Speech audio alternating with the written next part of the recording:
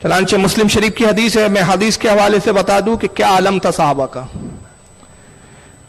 मुस्लिम शरीफ की जिल्द नंबर 1 है, सफा नंबर 75, किताबुल ईमान, और हदीस नंबर है 222।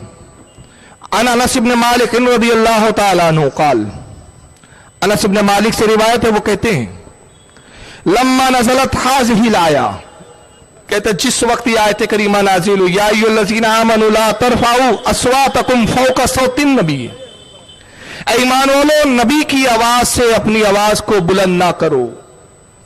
फरमाते कि जिस वक्त ये आयत करीमा नाजिल हुई, जलसा साबित इब्न कैसिन फी बैतिही, कहते हज़रत साबित बिन कैस रज़ियल्लाहु ताला अन्हु एक सहाबी रसूल थे, और इनका मामला यह था कि ये कुछ आवाज ज्यादा जोर से सुनते थे, कानों से आवाज कम आती थी,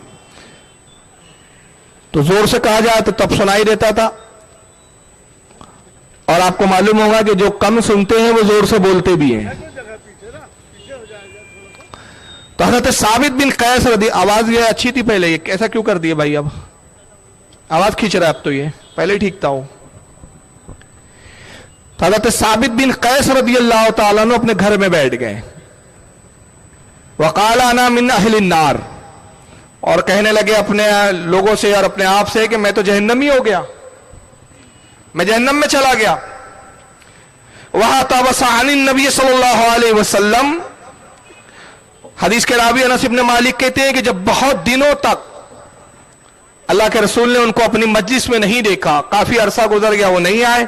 फसलन नबी सल्लल्लाहु अलैहि वसल्लम साद इब्न माजिन, तो हज़रत साद बिन माज उनके पड़ोसी थे। अल्लाह के नबी ने उनसे पूछा, सवाल किया। फ़क़ाला या अबा अमरियू मा शान साबित तस्क़ी,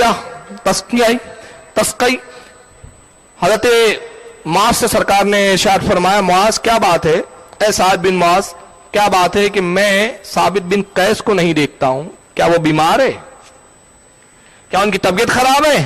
फ़क़ाला सादुन, तो हज़रत साद ने अर्ज किया, अन्नहु लजारी वमा अलिमतु लहू बेशक्वा, अल्लाह के नबी मैं उनका पड़ोसी हूं, मैं उनके पड़ोस में रहता हूं, अगर वो बीमार होते तो मुझे उसकी खबर मिल जाती, मुझे उसका इल्म होता, लेकिन ऐ सरकार मुझे इसकी जब इत्तला नहीं, इल्म नहीं, तो इसका मतलब वो दुरुस्त है, ठीक है।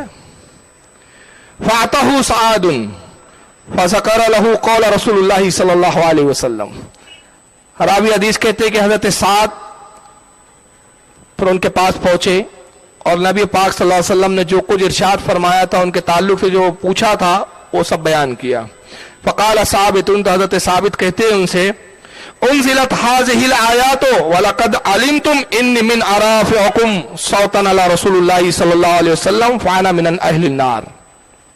तो हज़रत साबित कहते हैं कि ऐ मेरे भाई साद सुनो, कुरान की आयत नाजिल हो गई है कि अल्लाह फरमाता है कि नबी की आवाज से अपनी आवाज को बुलंद ना करो, और तुम जानते हो कि मैं बहुत ऊंचा बोलता हूं। बारहा मैंने रसूलुल्लाह के सामने सरकार की मौजूदगी में अपनी आवाज को बुलंद कर दिया है, लिहाजा मैं जहन्नमी हो चुका हूं, मेरा अंजाम जो है वो जहन्नम है, क्योंकि मैंने नबी की बारगाह में बुलंद आवाज निकाली है। फज़करा ज़ालिका सादुन लिन्नबी सल्लल्लाहु अलैहि वसल्लम, तो हज़रत साद ने ये सारी बात हज़रत साबित बिन कैस की रसूलुल्लाह से जिक्र कर दी, सरकार से बयान किया। अल्लाह के नबी उन्होंने तो अपने आप को घर में कैद कर रखा है, सरकार घर से निकलते नहीं है, रोते हैं, बात नहीं करते, बल्कि एक हदीस में यहां तक आया कि अपनी बीवी से कहा कि मुझे जंजीरों से बांध के रख दो, जंजीरों से, ताकि ये मुझ पर सजा हो, मेरा बोझ कुछ कम हो, और मैं जहन्नमी हो गया हूं। सारी बात हजरत साद ने जिक्र की। फ़क़ाल रसूलुल्लाह सल्लल्लाहु अलैहि वसल्लम, तो अल्लाह के रसूल ने इरशाद फरमाया, बल हवा मिन अहलिल जन्ना, फरमाया जाओ उससे कहो कि हमने उसको जन्नती कर दिया है, वो जन्नती है। यहां इख्तियार भी पता चला, हालांकि कुरान कह रहे हैं कि नबी की बारगाह में तुम जरा सी भी आवाज को बुलंद करोगे तुम्हारा ईमान बर्बाद हो जाएगा, जहन्नमी हो जाओगे, लेकिन नबी ने इख्तियार बताया, मैं जिसको मुस्तगनी करार दे दूं, अल्लाह ने मुझे इख्तियार दिया है, और ये इख्तियार इसलिए दिया कि खुदा की रजा चाहते हैं दो आलम, खुदा चाहता है रजाए मोहम्मद। आवाज सही करो यार, आवाज सही नहीं आ रही आपकी माइक की।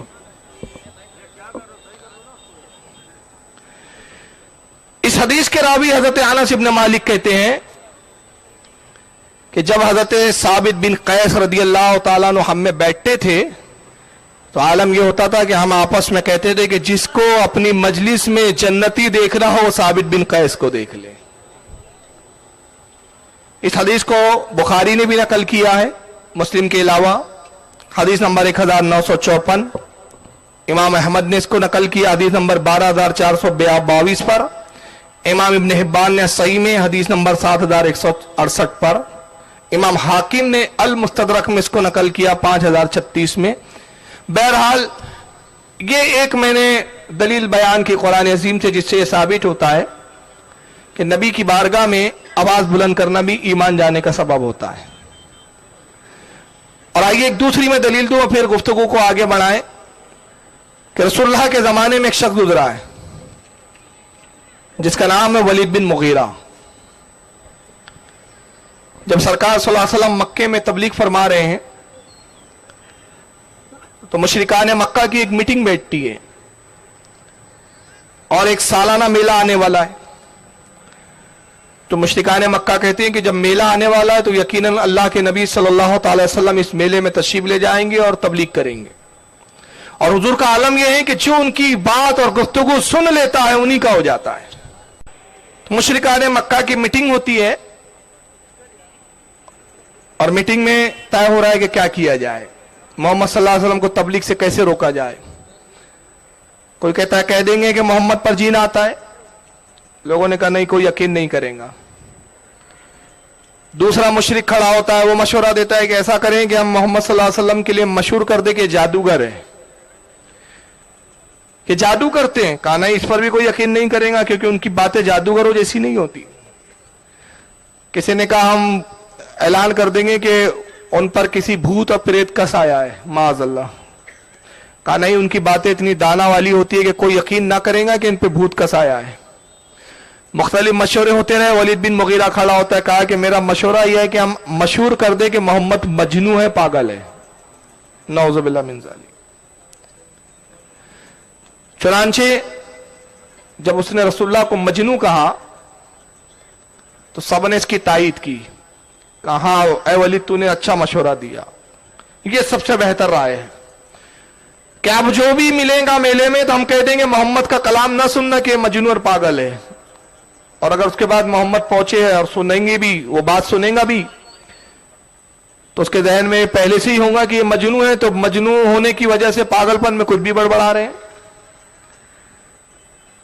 جب اس نے یہ بات کہی تو رب تبارک و تعالیٰ کو اپنے حبیب کی یہ توہین کرنا سخت ناپسندگی کا سبب بنا اور اللہ رب العزت نے قرآن عظیم کی چند آیتیں اتاری اور اس میں فرمایا کہ محبوب آپ مجنون نہیں ہیں. چنانچہ سورہ قلم اترتی ہے، سورہ قلم کی آیتیں نازل ہوتی ہے 1 سے 6 تک. اللہ ارشاد فرماتا ہے نون والقلم وما یسطرون، اے محبوب قسم قلم کی اور اس کے نوشتوں کی، لکھے ہوئے کی.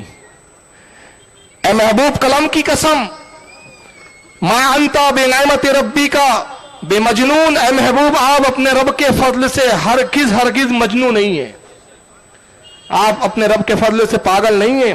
لقال اجرا غیر ممنون، اور اللہ کی طرف سے آپ کے لیے بہترین اجر ہے، انتہائی اجر و ثواب ہے. وانک لا خلق عظیم، اے محبوب ہم نے آپ کو تو بہترین اخلاق والا بنا کر بھیجا ہے، آپ بہترین اخلاق کے مالک ہیں، آپ مجنون کیسے ہو سکتے ہیں. اور پھر قرآن نے آگے آیتیں بیان کی. چنانچہ 10 سے لے کر 16 تک آیتیں ولید بن مغیرہ کی مذمت میں اترتی ہے اور اللہ فرماتا ہے کہ محبوب آپ غم نہ کریں اس کے کہنے کا، اے محبوب آپ اس کی بات نہ سنیں ایسے شخص کی جس کا حال یہ کہ بڑا قسمیں کھانے والا. یہ پہلا عیب گن آیا، اب عیب گنتے جائیں آپ اس کے. کہا کہ اس میں ایک عیب یہ ہے کہ قسمیں کھاتا ہے، انتہائی ذلیل، بہت ہی بڑا تانا باز، تانے دیتا ہے. کہا بہت بڑا فتنہ پرور، بھلائی سے لوگوں کو روکنے والا، حد سے گزرا ہوا، گناہگار، بد اخلاق، مال اور اولاد بھی کثیر رکھتا ہے. اور اس کے بعد 10واں عیب بتایا اللہ نے کہ محبوب ترا تو یہ ہے کہ یہ ولید الحرام ہے، ولید الحرام ہے یعنی حرام کی اولاد، اس کے نطفے میں خطا ہے. ولید ابن مغیرہ نے جیسی سنا کہا کہ مجھے یہ کہہ دیا محمد کے رب نے. چنانچہ اپنی ماں کے پاس پہنچتا ہے. کہا ماں मोहम्मद के रब ने कुछ आयतें उतारी और मुझे बताया गया कि मैं वलीदुल हराम हूं, हराम की नस्ल से हूं, मेरे नुस्खे में फॉल्ट है, मेरा बाप मुगीरा नहीं है, बता कौन है मेरा बाप। तो कहती है बेटा तेरा बाप मुगीरा ही है। कहा नहीं, अगर ये बात किसी और ने कही होती तो मैं यकीन ना करता, लेकिन ये बात तो रसूलुल्लाह ने बयान की है, मोहम्मद ने बयान की है, और मोहम्मद को मोहम्मद के रब ने बताया है। तलवार निकाली, मां की गर्दन पे रख दिया और कहा कि बता वरना मैं तुझे कत्ल कर दूंगा। तो मां ने देखा कि मानने के लिए तैयार नहीं है, और जब रसूल पर ये आयतें उतरी तो यकीनन मोहम्मद सल्लल्लाहु अलैहि वसल्लम पे जो कुछ उतरता है वो सच और हक होता है। तो उसने कहा कि बेटा बात सही है, मोहम्मद के रब ने जो कहा सब कुछ दुरुस्त कहा, तेरा बाप बड़ा अमीर और कबीर था लेकिन वो औरत के काबिल नहीं था। नतीजा ये हुआ कि मैंने सोचा कि जब मर जाएगा तो बड़ी माल दौलत छोड़ के जाएगा, इसके माल का कौन वारिस होगा। चुनांचे मैंने एक चरावे से मुंह काला किया और उससे तू पैदा हुआ। ये दो बातें मैंने बताई। एक तरफ तो सहाबा को, ईमान वालों को अदब बताया कि नबी की बारगाह का अदब कैसा है, और दूसरी तरफ यह भी कुरान ने जाहिर किया कि जो हमारे नबी का गुस्ताख होता है उसके नुत्फे में खता हुआ करती है, कहीं ना कहीं नुकसान जरूर है, कहीं ना कहीं फॉल्ट जरूर है। तो मैं अर्ज करना यह चाहता हूं कि मोहब्बत रसूल जाने ईमान है। यही वजह है कि अहले सुन्नत वल जमात कुरान के इस मंशा को समझते हुए, कुरान के इस पैगाम को देखते हुए,